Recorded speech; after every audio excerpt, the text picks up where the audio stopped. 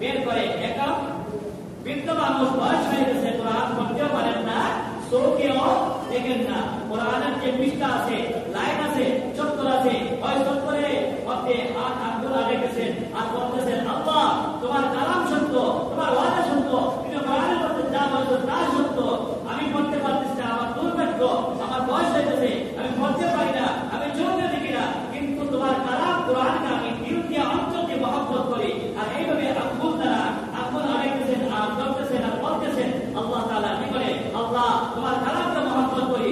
এই মহব্বতকে আল্লাহ কবুল করে ওই ব্যক্তির জীবনের তামাম গুনাহ মাফ করে দিয়ে ওই দুনিয়ায় ওই বরকতে ওই ওসিলায় আল্লাহ তাআলা ওই ব্যক্তিকে জান্নাতি হিসেবে কবুল করে দিয়েছেন। বলেন সুবহানাল্লাহ।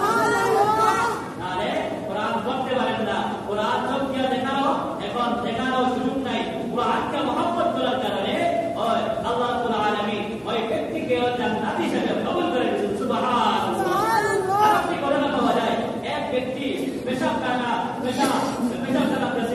করার জন্য ইয়া যাওয়ার পরে দেখছেন পেশাবের মধ্যে বিসমিল্লাহির রহমানির রহিম এক টুকরা কাগজের মধ্যে লেখা, এই পেশাবের মধ্যে পালায় নামাজ জায়গার মধ্যে পড়ে আছে।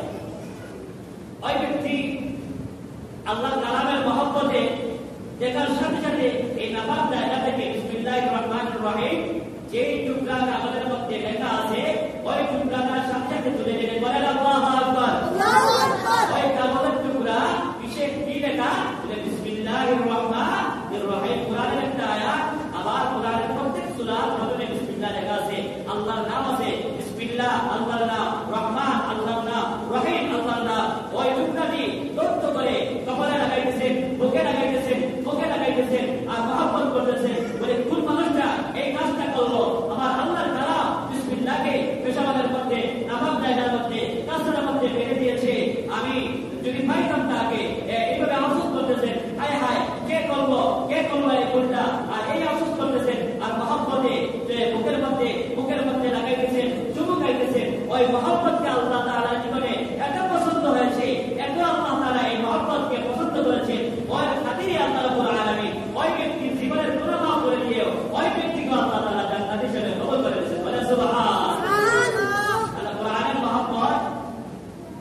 কোরআনের মহব্বত মানুষদেরকে জান্নাতে নিয়ে যায়। আর কোরআনের সাথে বেয়াদবি করার কারণে মানুষদেরকে দুনিয়াতে বেইজ্জত হইতে হয়, আখিরাতে বেইজ্জত হইতে হয়, চিরস্থায়ী জাহান্নামে হইতে হয়। বলেন নাউযুবিল্লাহ।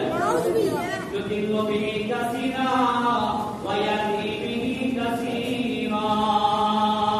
আমার আল্লাহ বলে এই কোরআনে ইউদিল্লু বিহি কাসীরা, কোরআনের মাধ্যমে অনেক মানুষ হেদায়েতপ্রাপ্ত হয়ে সাহাবায়ে কেরাম রাদিয়াল্লাহু আনহুম ওয়া রাদু আনহু, যারা এই পৃথিবীতে দুনিয়াতে জান্নাতের সার্টিফিকেট পেয়েছে। বলেন সুবহানাল্লাহ।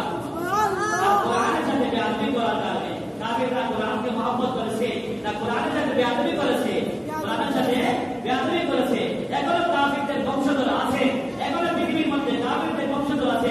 কোরআনকে মহব্বত করে ধরার কথা, কোরআনকে লাথি মারে, কোরআনের উপরে পেশাব করে, কোরআনের উপরে পা দিয়া এই লাথি মারে, এইরকম আল্লাহর নাফরমান গুনাহগার পবিত্র জমিনের মধ্যে আছে, কাফিরদের উত্তরসূরি আছে। আর সাহাবায়ে কেরামদের মুমিনদের মুসলমানদের জাহান্নামী মানুষের উত্তরাধিকারীও আছে, যারা খাইয়া না খাইয়া জীবন দিতে পারে আল্লাহর কালামের জন্য। আমি আমার জন্য কোনো কিছু করতে পারি না করতে পারি, ঈমান আমল সঠিক করতে পারি, আমল করতে পারি না করতে পারি, কিন্তু আল্লাহর মহব্বতে, কোরআনের মহব্বতে আমরা মুসলমান জীবন দিতে রাজি আছি। বলেন সুবহানাল্লাহ। কোরআনের মহব্বত আছে না নাই?